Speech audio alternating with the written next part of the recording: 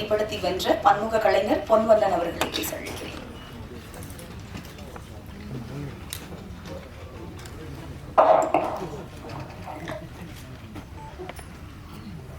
காலத்தின் பேரன்பும் பெரும் ஆசீர்வாதங்களும் நம் அனைவருக்கும் முழுமையாக கிடைக்கட்டும். உங்கள் அனைவருக்கும் என் அன்புகளும் இந்த நிகழ்விற்கு என்னுடைய வாழ்த்துக்களும். 2005 ராம் திரைப்படம். அதில் என் துணைவியார் ஒரு மிக முக்கியமான கேரக்டரில் நடிச்சிருந்தாங்க. அந்த திரைப்படம் கொடைக்கானலில் படப்பிடிப்பு போயிட்டாங்க. அங்கிருந்து பல நாள் எனக்கு ஃபோன் பண்ணி பேசுவாங்க. ராத்திரி 2 மணிக்கு ஜீவா எண்ணெயை வச்சு குளிரில் ரத்த கலரியாக படம் எடுத்துக்கிட்டு இருக்காரு. வயசு குத்துப்பட்டு கிடக்க ஷிஃப்டிங் சொல்கிறாரு. அதுக்கு பிறகு என்னங்க இவர் என்ன இப்படி மாட்டிக்கிட்டேனே அப்படின்னு ரொம்ப அங்கிருந்து ஃபோனு. எனக்கு அமீரை பற்றி முன்னாடியெல்லாம் எனக்கு தெரியாது. ஏன்னா அது பழக்கம் இல்லை, நட்பும் இல்லை. நான் சொன்னேன், இல்லை ஒரு இயக்குனர் அது ஏதோ ஒரு மூடில் எடுக்காரு. நம்ம அது இந்த பக்கம் பொண்டாட்டி நடிகை, அந்த பக்கம் ஒரு செஞ்ச தொழில் இயக்குனருடைய அந்த மனநிலை, இந்த ரெண்டுக்கு நடுவில் சித்திக்கிட்டு நான் இயக்குனர் பக்கம் பேசினா நீங்கள் எப்போதுமே டெக்னீஷியனை தான் பேசுவீங்கன்னு ஃபோனை வச்சுருவாங்க. சரி, இவங்களுக்கு ஆதரவு தோணுனா நம்ம உள் மனசாட்சி குத்திக்கிட்டே இருக்கும். நம்ம பொய்யா சொல்ல வேண்டியது, சமாதானப்படுத்த வேண்டியதே இருக்கேன்னு.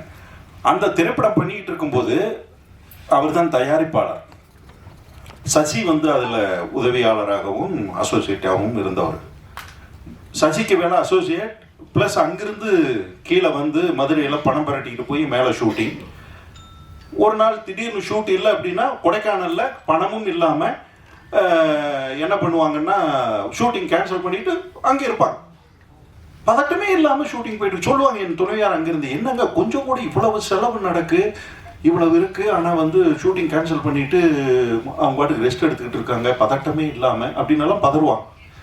இப்படித்தான் எனக்கு அமீர் அவர்களை பற்றி தெரியும். அந்த திரைப்படம் வந்தபோது ஒரு படைப்பாளியாகவும் என்னால் அமீர் அவர்களை உணர முடிந்தது. அதனுடைய தொடர்ச்சியாக சேலத்தில் அவர் ஒரு விருது வாங்குறதுக்கு ராம் திரைப்படத்துக்காக சேலத்துக்கு வந்திருக்காரு. நானும் அந்த கலை இரவில் ஒரு ஸ்பீச் கொடுக்கறதுக்காக அங்கே போயிருக்கேன். 2 பேரும் அங்கே தங்கும்போது சமுத்திரக்கனி அமீர் அவர்கள் அங்கே வந்திருந்தாங்க. அங்கே தான் எங்களுடைய சந்திப்பு நடந்தது. அப்போ சொன்னார், நான் பருத்திவீரன் திரைப்படம் பண்ணுறேன். அப்போ கொஞ்சம் முடியெல்லாம் நீளமாக வளர்த்தி இருந்தேன். அதை பார்த்துட்டு இந்த ஒரு கேரக்டருக்கு நீங்கள் பண்ணுறீங்களான்னு என்ன கேட்டார். எனக்கு படீர்னு ஞாபகம் என் துணைவியாருடைய சம்பவங்கள். ஆகா, ஏற்கனவே குடும்பத்தையே வச்சு செய்கிறதுன்னு முடிவு பண்ணிட்டார் போல இருக்கு அப்படின்னு நினச்சிக்கிட்டு இருந்தேன். அதுக்கு பிறகு அந்த திரைப்படத்தில் நான் உள்ளே போய் பங்களிப்பு செஞ்சேன். அந்த பங்களிப்பு எனக்குள்ள அவருக்கும் எனக்கும் ஒரு நட்பாக மாறியது. நடிகன் இயக்குனர் என்பதை தாண்டி ஒரு நட்பாக மாறியது. அந்த திரைப்படத்திலும் பல பிரச்சனைகள். ஃபர்ஸ்ட் ஷெட்யூல் போயிட்டு வந்தோம். அப்புறம் ஒரு சைப்ரஸ், ராம் திரைப்படத்துக்கு சைப்ரஸ் கார்த்திக் அவரும் போய் விருதெல்லாம் கலந்துட்டு வந்தாங்க. பார்த்தா செகண்ட் ஷெட்யூல் நகர்ற மாதிரியே தெரியல. முடியெல்லாம் வளர்ந்து சாமியார் லெவலுக்கு பெருசாக போயிடுச்சு எங்களுக்கு. அப்போ என்ன அப்படின்னு விசாரித்தா, திரைப்படத்தில் அவர் தயாரிப்பாளராக, அடுத்த ஷெட்யூல் தயாரிப்பாளராக களமிறங்குறாரு. அதே படத்தை டேக் ஆஃப் ஆகுது. போனால் மறுபடியும் அதே தான். 4 நாள் ஷூட், 1 நாள் ரெஸ்ட் இருக்கும். வஞ்சகமே இல்லாமல் திரைப்படத்தை எடுத்துக்கிட்டு இருக்கிற ஒரு இயக்குனர். கஷ்டங்கள் இருக்குது, போராட்டங்கள் இருக்குது. ஆனால் அவருடைய பாதையை விட்டு விலகினதா எனக்கு தெரியல. அந்த திரைப்படம் சார்ந்த காலகட்டத்தில் ஒரு நடிகனை கடந்து நானும் அவரும் ஒரு நட்பு ரீதியாக உரிமையோடு பேசிக்கொள்ளக்கூடிய ஒரு நபராக நானும் அவரும் எப்போதுமே இருந்திருக்கோம். நான் உரிமையோடு பேசுவேன், அந்த உரிமையை அவர் நட்பாக எடுத்துக்கொள்வார். இதுதான் எங்களுக்குள்ள இருந்தது. அதில் நல்லது கெட்டது, தனிப்பட்ட வாழ்க்கை, சமூக வாழ்க்கை எல்லாமே கலந்திருக்கும் அந்த விவாதத்துக்குள்ள. அதனுடைய பருத்திவீரனுடைய வெற்றி, அந்த வெற்றியில் ஏற்பட்ட பிரச்சனைகள், அதுக்குள்ளே இருந்து அவர் யோகி திரைப்படம் பண்ணும்போது அவர் நடிகனாக உள்ள நுழையினார். எனக்கு ஒரு நடிகனாக அவரை ரொம்ப பிடித்த படம் யோகின்னு சொல்லுவேன். யோகியில் பார்த்தீங்கன்னா எல்லா டைமென்ஷனும் இருக்கும். ஒரு ஒரு கதாபாத்திரத்துக்கு ஒரு நடிகன் தன்னை தானே செதுக்கிக்கிட்டு இந்த மீடியாவுக்குள்ளே வரும்போது அவர் வந்து முழுமையாக அந்த திரைப்படத்தில் வேலை செஞ்சார். அதுவும் அப்படி தான், சின்ன படமாக எடுப்போம்னு ஆரம்பித்து அதுவும் அதே போல தான் வழக்கம் போல் அது ஒரு மிகப்பெரிய படமாகத்தான் அது வந்து சேர்ந்தது. இப்படி தொடர்ச்சியாக அவரோடு நான் பார்த்த வரையிலும் அவருடைய வாழ்க்கையை நான் வந்து தனிப்பட்ட முறையில் நான் பேசும்போது எல்லாரும் திரைப்படத்துக்கு வந்து கெட்டு போவாங்க. நான் ஊரில் நல்ல பையனா அப்பா அம்மா வளர்த்தின பையனாக இருப்பாங்க. திரைப்படத்துக்கு வரும்போது ஒரு பழக்க வழக்கங்கள் அல்லது திரைத்துறை சார்ந்த சுதந்திரம் எல்லாம் சேர்ந்து அவங்களே கொஞ்சம் அந்த அப்பா அம்மா வளர்த்தின பையன்லேருந்து கொஞ்சம் மாறுபடுத்தி பயணிக்க வைக்கும்.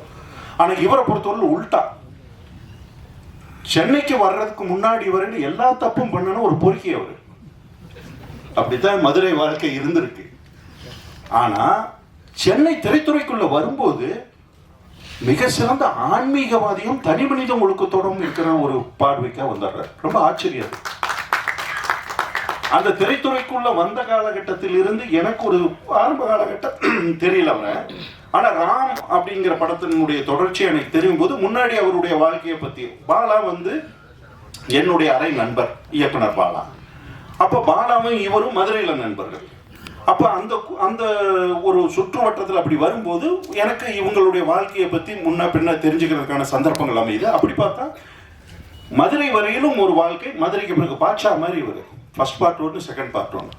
அப்ப செகண்ட் பார்ட் எடுக்கும்போது நான் பழக்கங்கள் அங்கதான் எனக்கு வருது.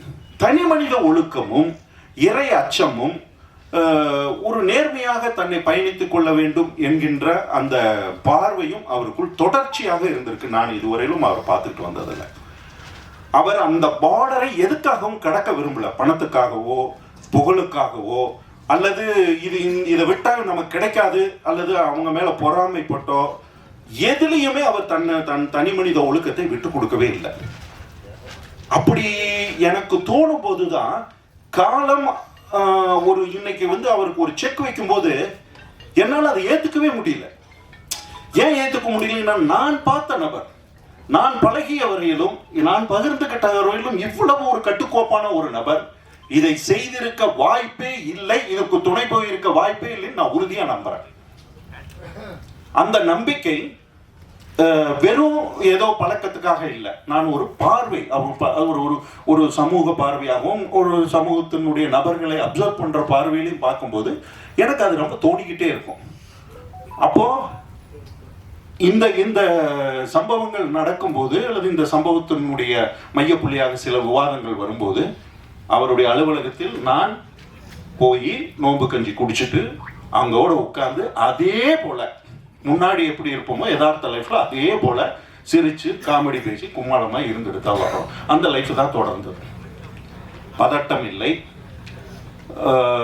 ஒரு ஒரு இவ்வளவு பெரிய பிரச்சனை எல்லாம் இல்லது, இவ்வளவு ஒரு பெரிய அட்டாக், நம்ம எதிர்பாராம ஒரு பெரிய அட்டாக் வந்து நம்மளை தாக்கும் போது நம்மளாம் நிலை குலைந்து போயிடுவேன். நானெல்லாம் இருந்தால் செதஞ்சிருவேன். உண்மையை சொல்ல போனால் என்னையெல்லாம் 10 பேர் ஆறுதல் எல்லாம் ஒரு மாதிரி எதையாச்சும் ஒன்னா தான் நான் தாங்குவோன்னு நினைக்கிறேன். ஆனா அவர் மிக நிதானமாக தன்மேல் இருக்க மிகப்பெரிய நம்பிக்கையோடு அதை கடந்து சென்ற விதம் இருக்கு இல்லையா. எனக்கு வந்து இஸ்லாம் நான் வந்து மார்க்கமாக பின்பற்றிய அந்த சமூகத்துக்குள் இல்லை என்றாலும் இஸ்லாத்தை நான் படித்தவன், புரிந்து கொண்டவன். குறிப்பாக நபிகள் நாயகத்தினுடைய வாழ்க்கை, உமர், அபுபக்கர், இப்படி நான் பலதுன்னு சொல்லுவேன். பக்ரு போர்னு ஒரு போர் வந்து இஸ்லாத்துல மிக முக்கியமான அந்த காலகட்டத்தில் மிகப்பெரிய போர். அது அங்க வந்து நபிகள் நாயகம் வந்து அந்த போரை அணுகிய விதமும் அந்த கால சூழ்நிலையில் நபிகள் நாயகத்தினுடைய மனநிலையும் எனக்கு இந்த சந்தர்ப்பத்தில் இருக்கும்போது அதெல்லாம் நான் உதாரணங்களா அப்படி ஒப்பிட்டு பார்க்குற அளவுக்கு எனக்கு சந்தர்ப்பங்கள் அமைஞ்சது. இங்க பார்க்கும்போது அந்த சூழ்நிலையில இந்த திரைப்படம் வந்து நான் இந்த திரைப்படத்தில் நடித்தேன் அப்படின்னு வச்சுக்கிட்டு கடந்த காலம் சொல்லுங்க. ஆரம்ப கால திரைப்படத்துல ஸ்கிரிப்ட்ல நான் இருந்த தேனியில ஷூட் பண்ணப்பட்டது. முதல் ஷெட்யூல்ல நான் போய் நடிச்சேன். பாபா எனக்கு பணமெல்லாம் கொடுத்து கூட்டிகிட்டு போய் நல்ல ரூம் போட்டு நடித்தோம். இப்போ கதை நாயகி இருக்காங்களே, அவங்களுக்கெல்லாம் இப்போ என்னை ஞாபகப்படுத்தி பார்த்தா தெரியுமான்னு கூட தெரியல. அந்த சூழ்நிலையில ஃபர்ஸ்ட் ஷெட்யூல் வந்து ஒரு கதையே வந்து ரொம்ப ஒரு கிராமத்துக்குள்ள நடக்கிற ஒரு அரசியலை மட்டும் மையப்படுத்தி ஒரு ஸ்கிரிப்ட் இருந்தது. சுவாரஸ்யமாக, ஹியூமராக எல்லாம் அப்படியெல்லாம் மிக்ஸ் பண்ணி தான் அந்த கதைக்களம் இருந்தது. உண்மை சரியாக சொல்லணும்னா பாக்கியராஜ் சாருடைய ஆரம்ப கால படங்கள் இருக்கு இல்லையா, அந்த பேட்டர்னில் இருந்தது அந்த ஸ்கிரிப்ட். ஆனால் அந்த ஸ்கிரிப்டை எடுத்து போயிட்டு ஃபர்ஸ்ட் ஷெட்யூல் முடிச்சு வரும்போது இந்த ஸ்கிரிப்ட் என்ன டிமாண்ட் பண்ணுதுன்னா, இதே கதைக்களம் கொஞ்சம் பிரமாண்டப்படுத்திக்கணும், அதில் இன்னும் கொஞ்சம் அரசியல் தளமெல்லாம் உள்ள ஏற கிராமத்திலிருந்து கதை கொஞ்சம் விரிவடையும் போது எங்கள் கேரக்டர்ஸ் அதுக்கு பிறகு டெவலப் பண்ண சூழ்நிலை இல்லை.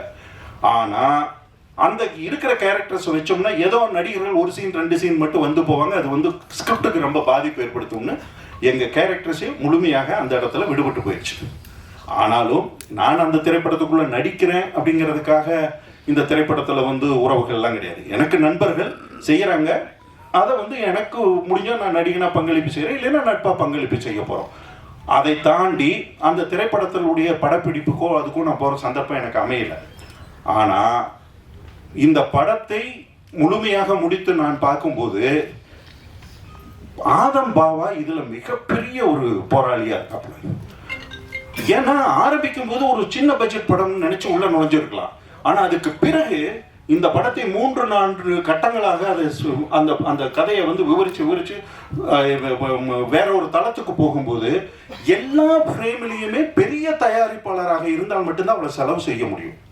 எல்லா கூட்டம், காரு, ஆட்கள், அதை அவ்வளவு சீக்கிரம் நம்மளால ஏற்று செலவு செய்ய முடியாது. ஆனால் பாவா ஒரு தயாரிப்பாளராகவும் இயக்குனராகவும் இருந்து இந்த ஸ்கிரிப்டை சரியா இப்படி தான் பண்ணணும், பார்த்துருவோம் அப்படின்னு மிகப்பெரிய போராட்டத்துக்கு இடையில் இந்த படத்தை முழுமை செய்திருக்கிறார்கள்.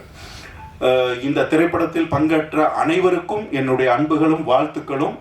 காலம் மறுபடியும் இவர்களுக்கு தனது பேரன்பையும் பெரும் ஆசீர்வாதத்தையும் வழங்க வேண்டும். இது வெற்றியை நோக்கி முழுமையாக பயணித்து அவர்களுக்கு தொடர்ந்து கலைத்துறையில் அடுத்தடுத்த நிலைக்கு செல்கின்ற வாய்ப்புகளை வழங்க வேண்டும் என்று ஆசைப்பட்டு விடைபெறுகிறேன். நன்றி, வணக்கம்.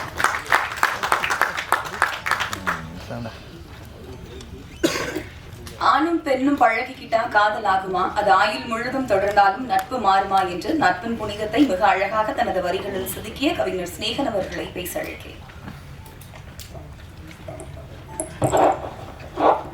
எல்லோருக்கும் வணக்கம். இந்த படத்துக்குள்ளே நான் படம் முடிந்த பிறகு தான் அந்த படத்துக்குள்ளே நான் வந்தேன். அந்த படத்துடைய கதை நாயகன், என்னுடைய ஆஸ்தான இயக்குனர் அமீர் அவர்கள் இந்த படத்தை ஒரு ப்ரொமோஷன் சாங் மாதிரி பண்ணணும்னு சில காட்சிகள் போட்டு காமிச்சார். அதை பார்த்தும்போதே எனக்கு தோணுச்சு, மீண்டும் ஒரு அமைதி படம் மாதிரி ஒரு படம் அமைஞ்சிருக்கு அப்படிங்கிற ஒரு இருந்துச்சு. ஏன்னா அரசியல் நக்கல்ங்கிறது ரொம்ப ரசிக்கக்கூடியதாக இருக்கும். எனக்கு தெரிஞ்சு நான் கடந்து வந்ததில் அமைதிப்படைக்கு அப்புறம் அவ்வளோ நக்கல் அல்லது கிண்டல் கேலிகள் பெரும் கருத்தை கூட நகைச்சுவையாக கொடுக்கக்கூடிய ஒரு கதைக்களம் இது வரைக்கும் அமையல்னு நினைக்கிறேன். ஆனால் அந்த குறையை நிச்சயமாக உயிர் தமிழுக்கு சரி செய்யும் ஒரு நம்பிக்கை எனக்கு இருக்குது. ஏன்னா சில காட்சிகள் பார்க்கும்போது அதுக்கப்புறம் தான் அந்த பாட்டு எழுத ஆரம்பித்தோம். ஓட்டு கேட்டு வருவாங்கன்னு சொல்லிட்டு அந்த பாட்டை கேட்டோம்.